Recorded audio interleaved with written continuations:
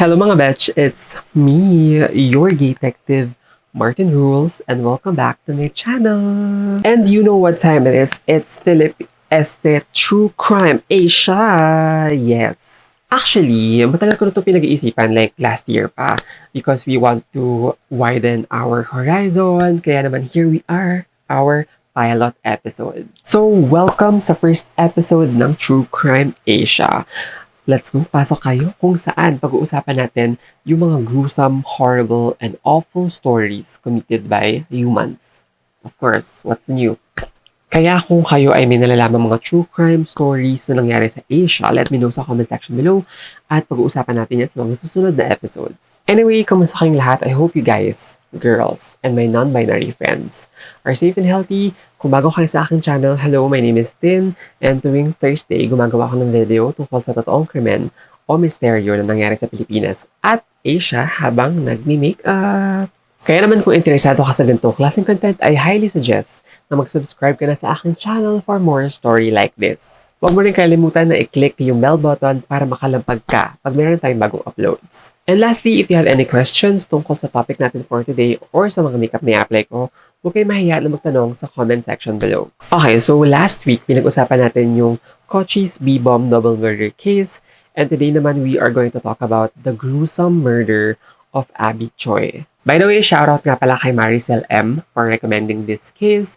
Girl, hindi ko pa dapat gagawin itong story na ito or case na ito because I'm working on something else. Pero since ang dami ng news na nagsusulputan, nabagabag ako. Dapat ko na kayong idamay dito, nakakaloka. Kaya if may nalalaman kayong mga true crime na nangyari sa Asia, don't hesitate to let me know sa comment section below. Babala.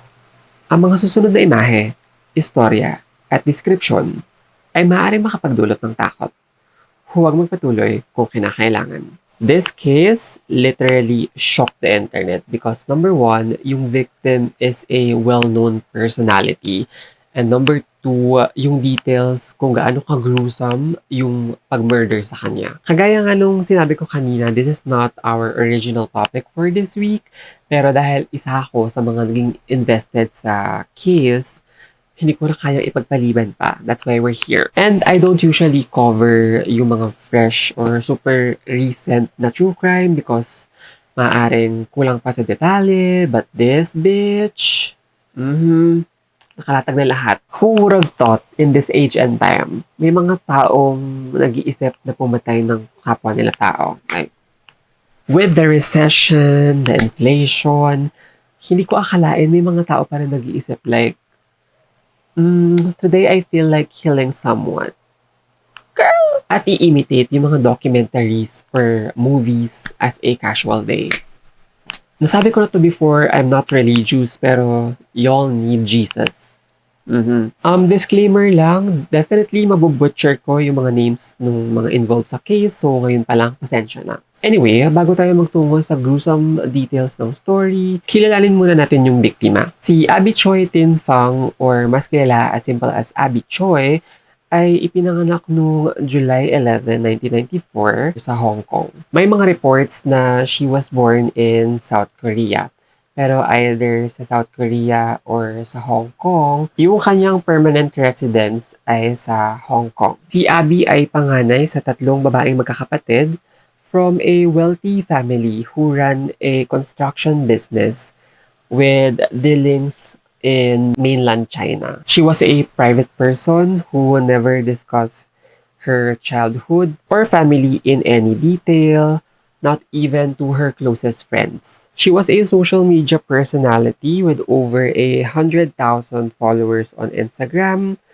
She was also a model, a philanthropist, and a fashion icon. She got featured in various fashion magazines like Elle, Harper's Bazaar, and Vogue. And just recently, she appeared as the cover girl of L'Officiel Monaco for its February issue. As the magazine publication said, she was one of the most sought-after influencers in the industry. Abby was also a regular attendee of Paris Fashion Week or Fashion Week in general, meeting well-known designers like Giambattista Valli, Zouhair Murad, to name a few. She also enjoyed showcasing her elegant, chic style on her Instagram page, featuring Dior, Gucci, Louis Vuitton, Fendi. Sabi niya sa kanyang interview with L'Officiel, and I quote, "I'm a person who always absorbs inspiration and always tries new style. Sometimes I also try to dress up extravagant by mixing and combining different looks." She was also featured in Forbes 30 Under 30 Asia list, recognizes young and innovative individuals in various industries. Eto, may mga ibang hindi nakakaalam nito.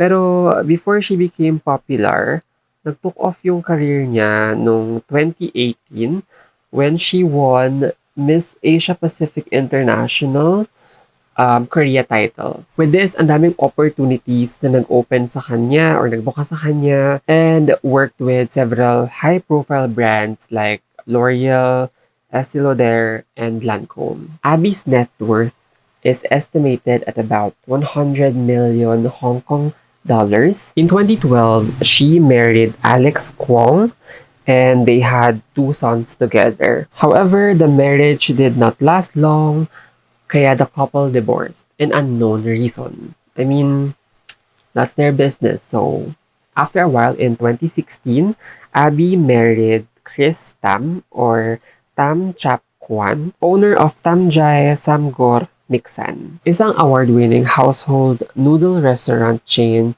with 66 outlets from Hong Kong to Singapore. She also had two more kids with Chris. Ito, I'm not sure about this, pero yung mga nababasa ko, ang sabi, yung couple never really legally registered their marriage. Ang weird, pero that's also their business. So, despite sa divorce niya sa una niyang asawa na si Alex Kwong, she maintained a good relationship with Kwong's family. Ang sabi ng isang article, she bought a 4-bedroom, 1,820 square foot luxury apartment for the family and her two children in Hong Kong's exclusive Kaduri Hill.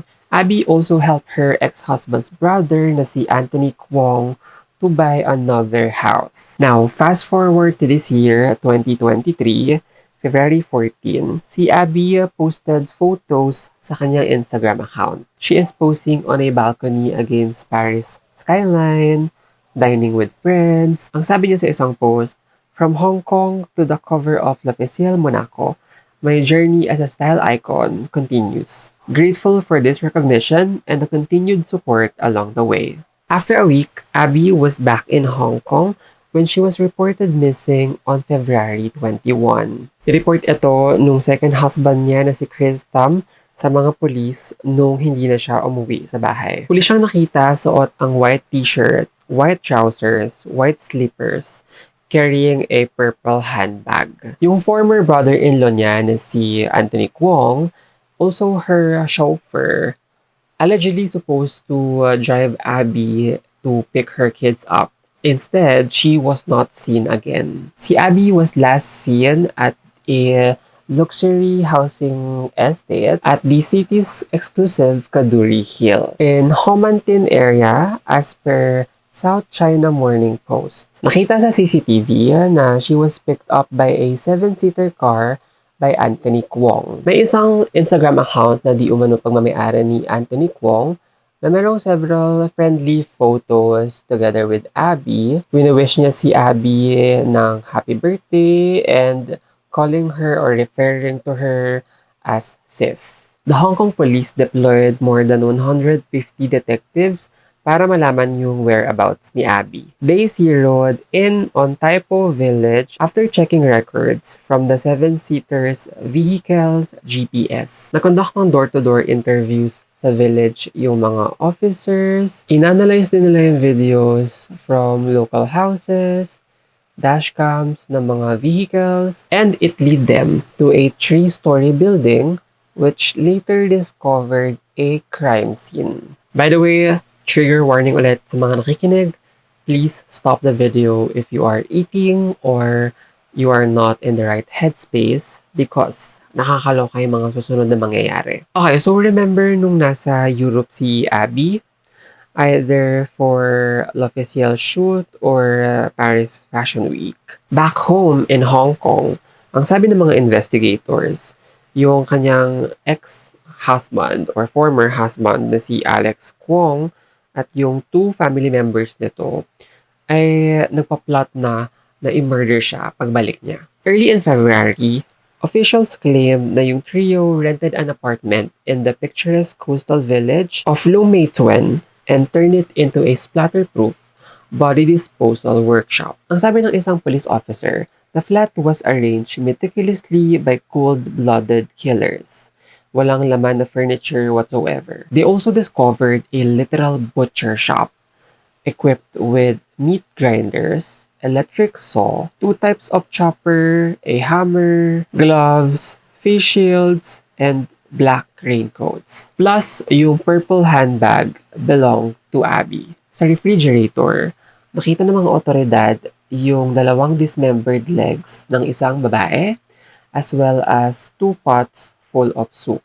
Yung soup containing carrots, green radish, mincemeat, and yung mga investigators suspected na yung meat na yon ay human remains. What in the hell's kitchen is this, honey? Nung na-fully analyze yung soup sa police facility, a skull and ribs were found in it. Yung back ng skull ni Abby had a large hole in it, and yung mga investigators believe na ito yung dahilan ng pagkamatay niya. Dagdag pa ng Hong Kong police, yung decapitated na ulo ni Abby had been boiled until only the skull remained. Yung mga suspects covered the wall with a sail, they put on a raincoat and face shield so they would not get bloodstained by dismembering the body. Sabi ni Police Superintendent Alan Chung sa isang press conference noong February 25, yung grisly details ng murder ni Abby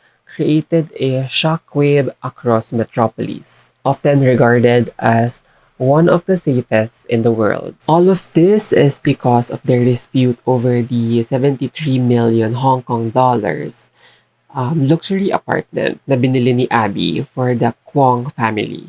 Yung relationship ng mga Kwongs at ni Abby went sour when she planned to sell the Cadbury Hill apartment. Though binayaran ito ni Abby, nakapangalan naman yung bahay sa former father-in-law niya na si Kwong Kao. Ipinangalan niya dito dahil allegedly para makaiwas siya sa nearly 8 million Hong Kong dollars in stamp duty, or yung binabayaran mong tax kapag bumili ka ng bahay, apartment, etc. And even though pinangako niya sa mga Kwongs na maghahanap siya ng bagong titirhan ng mga ito, she was met with fierce resistance from Kao, a law enforcement told the Morning Post. According sa isang local newspaper na Oriental Daily News, yung pagtatalo nila na uwi sa pag-consult ni Abby sa isang lawyer who told her as long as she could prove that she paid for the property, she could still receive money from its sale. Hindi lang malinaw whether or not nabenta yung property.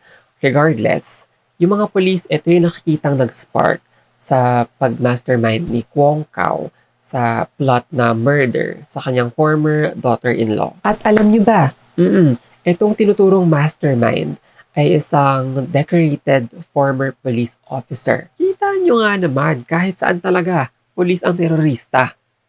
Si Kwong Kao ay isang dating Hong Kong police sergeant who retired from service in 2005. Having received a medal for long service in 2001. Ayon sa isang Chinese newspaper, Sinchu Daily, he was forced to resign after being accused of alleged sexually assaulting a woman. Now, let's talk about yung details na nangyari ayon sa mga otoridad. Hong Kong police say that early in February, Kwong Kao rented a ground floor flat in a 3-story building in the Long Mai Tsuen. Isang 47-year-old woman named Miss Nang or Miss Wu in Mandarin helped him rent the property, as well as another flat in the city that would later serve as an alleged hideout for Alex Kwong. Sabi sa mga local media reports, itong si Miss Wu, isang masseuse who has been in a relationship with Kwong Kao for about 6 months. She claimed and told her colleagues that there was a rich old man who is going to take care of her and had rarely come to work recently. On February 21, si Anthony Kwong drove Kaduri Hill in a seven-seater car to pick up Abby and take her to collect her children. As they were approaching the entrance to the Lion Rock Tunnel, tumigil raw yung sasakyan pagkatapos sumakay si Alex Kwong. Remember yung ex-husband ni Abby? Turns out, etong Alex na ito ay may sarili niya rin palang criminal history. Yes, it runs in the family.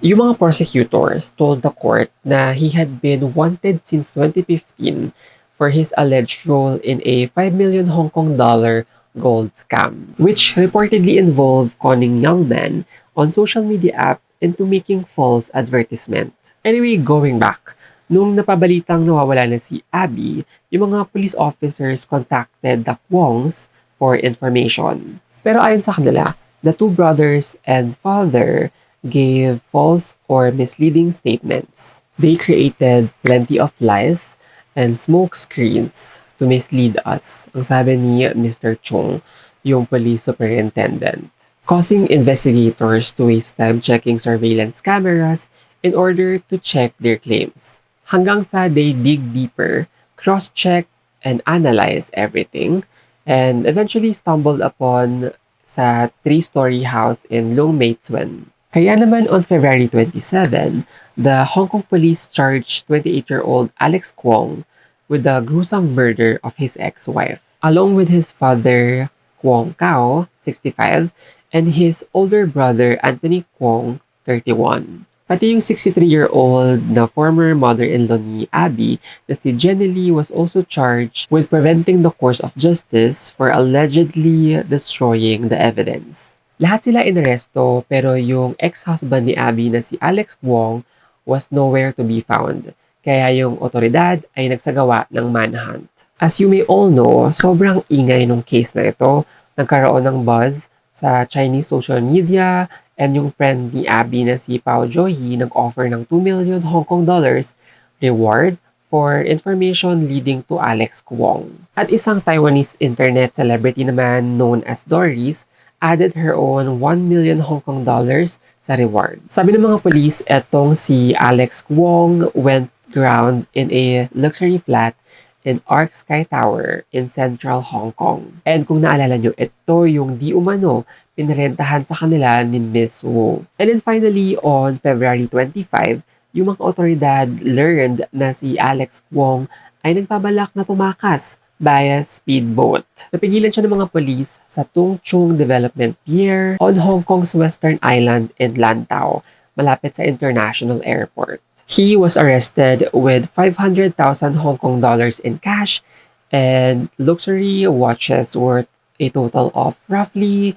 4 million Hong Kong dollars. Inaresto rin ng mga polis yung 41-year-old yacht rental employee named Lam on suspicion of aiding Alex Kwong flee for an alleged fee of 100,000 Hong Kong dollars. Yung apat na mag-anak na si Kwong Kao, Jenny Lee, Anthony Kwong, and Alex Kwong appeared in court noong February 28, reportedly without yet making a plea and were denied bail. However, yung dalawang suspect na si Miss Wu was released on bail without charges but must report to police this month. Si Lam naman was released on 50,000 Hong Kong dollars bail and he was barred from leaving the city and was ordered to surrender his travel documents. At kailangan niya rin mag-report sa Tsingyi Police Station twice a week.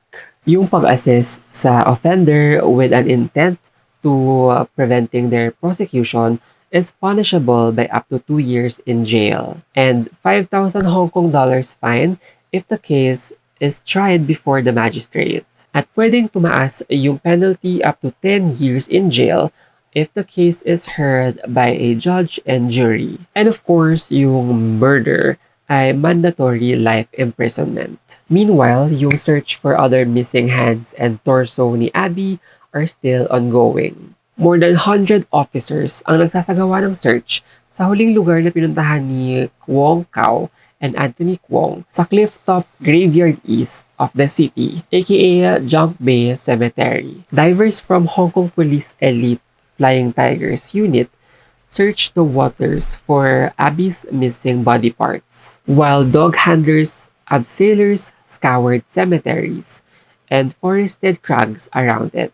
Yung current husband ni Abby na si Chris Tam described her as quote-unquote kind-hearted and a good person who is always willing to help others. Dagdag pa niya in a quote, "She supported me and loved me very much. She also brought up 4 cute and obedient kids. It has been a blessing to be Abby's family or friend." End quote.